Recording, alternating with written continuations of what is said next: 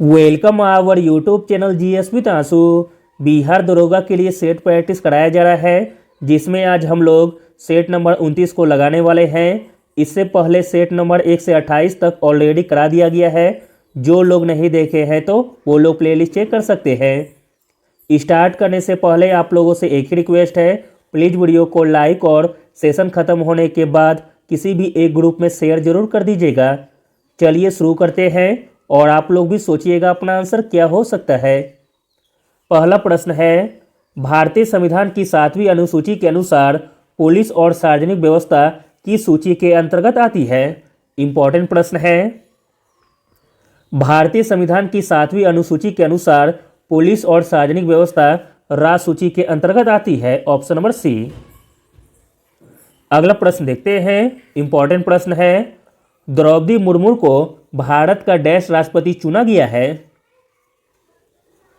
द्रौपदी मुर्मू को भारत का राष्ट्रपति चुना गया है 15वां। Option number C. अगला प्रश्न देखते हैं। इंपॉर्टेंट प्रश्न है, मालवा में स्वतंत्र मुस्लिम सल्तनत की स्थापना किसने की थी। मालवा में स्वतंत्र मुस्लिम सल्तनत की स्थापना की थी दिलावर खान ने। Option number D. अगला प्रश्न देखते हैं। मोस्ट इंपॉर्टेंट प्रश्न है, शक क्षत्रप रुद्रामन की पुत्री का विवाह सातवाहन नरेश वशिष्ठ पुत्र पुलवामी से होना किस अभिलेख में मिलता है। तो दोस्तों वह अभिलेख है गिरनार अभिलेख। Option number B. अगला प्रश्न है, इंपॉर्टेंट प्रश्न है, निम्नलिखित में से कौन सी नदियां पंचनद में शामिल नहीं है। पंचनद में शामिल नहीं है सिंधु नदी। ऑप्शन नंबर सी। पंचनद में सिंधु के बाएं किनारे पर स्थित 5 नदियां शामिल है। वे नदियां हैं रावी, झेलम, सतलज, बियास और चिनाब। अगला प्रश्न देखते हैं। इंपॉर्टेंट प्रश्न है, भारत में वर्तमान में कितने प्रकार की शहरी स्थानीय सरकारें हैं। राइट आंसर है ऑप्शन नंबर डी 8। भारत में 8 प्रकार की शहरी स्थानीय निकाय है। वे हैं नगर निगम, दूसरा है नगर पालिका, तीसरा है अधिसूचित क्षेत्र समिति, चौथा है नगर क्षेत्र समिति, पांचवा है विशेष प्रयोजन एजेंसियां, छठा है टाउनशिप, सातवां है पोर्ट ट्रस्ट और आठवां है छावनी बोर्ड। अगला प्रश्न देखते हैं। इंपॉर्टेंट प्रश्न है, भारत का चुनाव आयोग पहली बार बहुसदस्यीय निकाय कब बना। भारत का चुनाव आयोग पहली बार बहुसदस्यीय निकाय बना 1989 में। Option number C. अगला प्रश्न देखते हैं। इंपॉर्टेंट प्रश्न है, लोसांग उत्सव भारत के किस राज्य में मनाया जाता है। लोसांग उत्सव मनाया जाता है भारत के सिक्किम राज्य में। Option number C. अगला प्रश्न देखते हैं। इंपॉर्टेंट प्रश्न है और पहले भी पूछा गया है एग्जाम में। तैमूर के आक्रमण के बाद निम्नलिखित में से किस राजवंश ने भारत पर शासन किया था। तैमूर के आक्रमण के बाद भारत पर शासन किया था सैयद राजवंश ने। Option number B. अगला प्रश्न देखते हैं। इंपॉर्टेंट प्रश्न है, भारत में राष्ट्रीय आय का अनुमान तैयार किया जाता है। भारत में राष्ट्रीय आय का अनुमान तैयार किया जाता है केंद्रीय सांख्यिकी संगठन के द्वारा, यानी कि सीएसओ। सीएसओ की स्थापना 1951 में हुई थी। अगला प्रश्न देखते हैं। इंपॉर्टेंट प्रश्न है, भारत में एफडीआई की शुरुआत कब हुई थी। भारत में एफडीआई की शुरुआत हुई थी 1991 में। Option number A. अगला प्रश्न देखते हैं। इंपॉर्टेंट प्रश्न है, डैश प्रत्यक्ष विदेशी निवेश यानी कि एफडीआई पर नीति तैयार करने के लिए नोडल विभाग है। तो दोस्तों वह विभाग का नाम है उद्योग संवर्धन और आंतरिक व्यापार विभाग।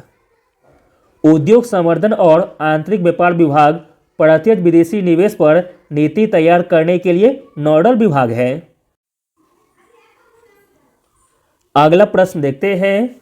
इंपॉर्टेंट प्रश्न है, पृथ्वी का सबसे बड़ा पारिस्थितिकी तंत्र है? पृथ्वी का सबसे बड़ा पारिस्थितिकी तंत्र है जीवमंडल, ऑप्शन नंबर ए। पृथ्वी का सबसे बड़ा पारिस्थितिकी तंत्र जीवमंडल है। जीवमंडल पृथ्वी के उन हिस्सों से बना है जहां जीवन मौजूद है।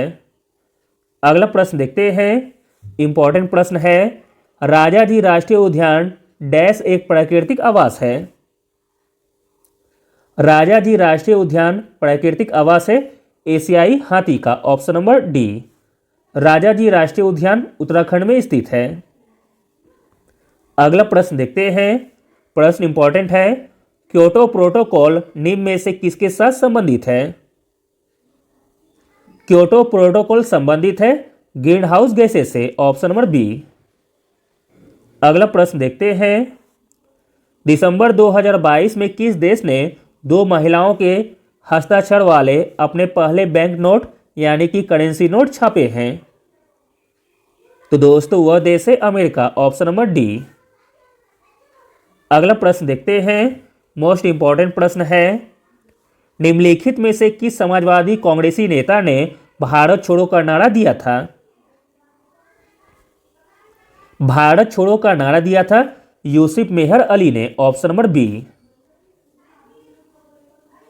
1942 में समाजवादी कांग्रेसी नेता और भारतीय राष्ट्रीय आंदोलन के क्रम प्रसिद्ध नायक यूसुफ मेहर अली के द्वारा प्रतिष्ठित भारत छोड़ो नारा दिया गया था। अगला प्रश्न देखते हैं, इंपॉर्टेंट प्रश्न है, आपदा प्रबंधन अधिनियम 2005 के अनुसार राज्य आपदा प्रबंधन प्राधिकरणों में अधिकतम सदस्य कितने हो सकते हैं? तो दोस्तों अधिकतम सदस्य हो सकते हैं 9, ऑप्शन नंबर सी। आपदा प्रबंधन अधिनियम 2005 के अनुसार राज्य आपदा प्रबंधन प्राधिकरणों में अधिकतम 9 सदस्य हो सकते हैं। अगला प्रश्न देखते हैं, इंपॉर्टेंट प्रश्न है, मानव शरीर में कितने प्रकार की श्वेत रक्त कोशिकाएं होती है? इंपॉर्टेंट प्रश्न है, मानव शरीर में श्वेत रक्त कोशिकाएं होती है 5 प्रकार की, ऑप्शन नंबर सी। अगला प्रश्न देखते हैं, इंपॉर्टेंट प्रश्न है, ऊंचाई को मापने के लिए किस उपकरण का उपयोग किया जाता है?